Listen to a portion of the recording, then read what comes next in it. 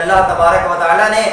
زمین پر حرام کیا ہے کہ وہ انبیاء کرام علیہ السلام کے جسموں کو کھائے۔ آج ہم اس موضوع پر گفتگو کریں گے کہ کیا نبی کریم صلی اللہ تعالیٰ علیہ وسلم اپنے روزے مبارک میں زندہ ہیں؟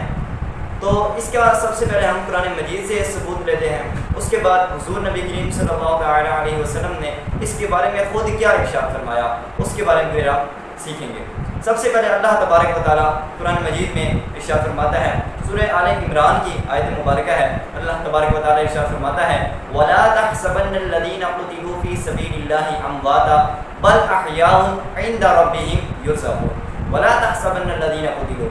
اور جو قتل کر دی جائیں فی سبیل اللہ، اللہ تبارک و تعالیٰ کی راہ میں، امواتا، تو انہیں مردہ گمان نہ کرو، بل احیاء، بلکہ وہ زندہ ہیں، عند ربہم، اپنے رب کے پاس، یرزقون، انہیں رزق دیا جاتا ہے۔ یہ آیت مبارکہ دلالت کرتی ہے تمام انبیاء کرام علیہ السلام کے زندہ ہونے پر ان کی وفات کے بعد، مفہوم موافق کی وجہ سے۔ مفہوم موافق کیا ہے؟ مفہوم موافق یہ ہے کہ اگر شہداء یعنی جو اللہ تبارک و تعالیٰ کی راہ میں شہید ہو جاتے ہیں، وہ اگر زندہ ہیں تو ہمارے نبی صلی اللہ تعالیٰ علیہ وسلم جو سب انبیاء کے سردار ہیں، جو سب نبیوں کے سردار ہیں، جو پوری دنیا کے لیے، تمام عالمین کے لیے رحمت بن کر تشریف لائے، اللہ قرآن مجید میں ارشاد فرماتا ہے وَمَا أَرْسَلْنَاكَ إِلَّا رَحْمَةً لِّلْعَالَمِينَ، اے محبوب میں نے آپ کو تمام جہانوں کے لیے رحمت بنا کر بھیجا۔ تو تمام جہانوں سے کون کون سے جہان مراد ہیں؟ اللہ تبارک و تعالیٰ فرماتا ہے جب ہم قرآن شروع کرتے ہیں سب سے پہلے آتا ہے الحمدللہ رب العالمین، تمام تعریفیں اللہ عز و جل کے لیے ہیں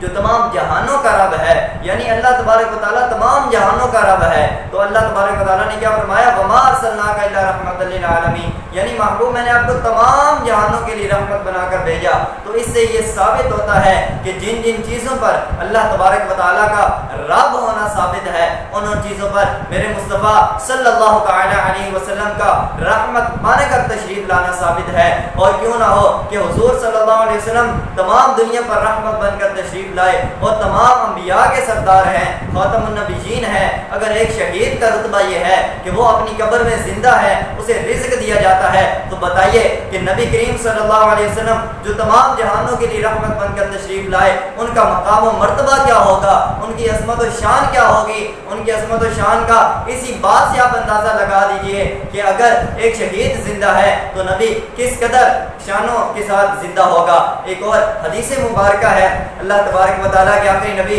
رسول ہاشمی محمد عربی صلی اللہ علیہ وسلم فرماتے ہیں، امام مسلم نے روایت کیا ہے حضرت انس رضی اللہ تعالیٰ عنہ سے، حضرت انس رضی اللہ تعالیٰ عنہ فرماتے ہیں کہ رسول اللہ صلی اللہ علیہ وسلم نے فرمایا ان النبی صلی اللہ تعالیٰ علیہ وسلم لیلۃ اسری بہ مر بموسیٰ وہو یصلی فی قبرہ، کہ نبی کریم صلی اللہ تعالیٰ علیہ وسلم معراج کی رات حضرت موسیٰ علیہ السلام کے پاس سے گزرے اور وہ نماز ادا فرما رہے تھے، وہ اپنی قبر میں نماز ادا فرما رہے تھے۔ ایک اور حدیث مبارکہ ہے، حضرت ابو یعلا اور امام بہقی نے حضرت انس رضی اللہ تعالیٰ عنہ سے روایت کیا ہے کہ ان النبی صلی اللہ علیہ وسلم قال، حضور نے فرمایا الانبیاء احیاء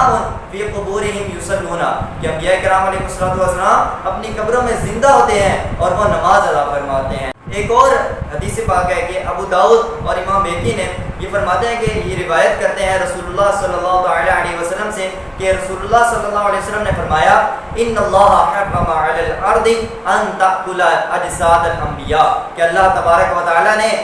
زمین پر حرام کیا ہے کہ وہ انبیاء کرام علیہ السلام کے جسموں کو کھائے۔ یعنی اس سے کیا ثابت ہوتا ہے؟ اس سے یہ بات ثابت ہوتی ہے کہ انبیاء کرام علیہ السلام اپنی قبر انور میں زندہ ہیں، اپنی روح کے ساتھ اور جسموں کے ساتھ، اور ہمارے نبی کریم صلی اللہ تعالیٰ علیہ وسلم یہ بھی زندہ ہے، اور جو نبی کریم صلی اللہ علیہ وسلم پر درود پڑھتا ہے، جو سلام پڑھتا ہے، حضور اس کا جواب بھی عنایت فرماتے ہیں، اور حضور صلی اللہ علیہ وسلم اپنے امتیوں کی شفاعت کرتے ہیں۔ حضور صلی اللہ تعالیٰ علیہ وسلم کے بارے میں علماء کے اتنے اقوال موجود ہیں کہ قریب نہیں کہ ان کو گنا جائے۔ تو اس سے کیا ثابت ہوتا ہے؟ اس سے ثابت ہوتا ہے کہ نبی کریم صلی اللہ تعالیٰ علیہ وسلم اور بشمول تمام انبیاء کرام علیہ السلام اپنی قبروں میں، اپنے روضہ مبارک میں زندہ ہے. تو اس کے بارے میں جتنے بھی برے خیالات ہیں, جتنے بھی برے ہمارے ذہنوں کے اندر سوالات پیدا ہوتے ہیں, جتنے بھی وسوسے پیدا ہوتے ہیں, امید ہے آج کے اس ٹاپک کی وجہ سے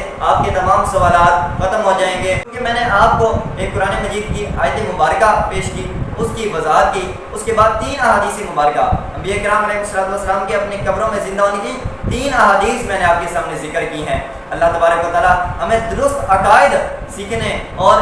شرعی احکام سیکھ کر دوسروں تک پھیلانے کی توفیق عطا فرمائے, اور ہمیں اپنے عقیدے کو درست رکھنے کی توفیق عطا فرمائے. آمین بجاہ خاتم النبیین صلی اللہ تعالی علیہ وسلم.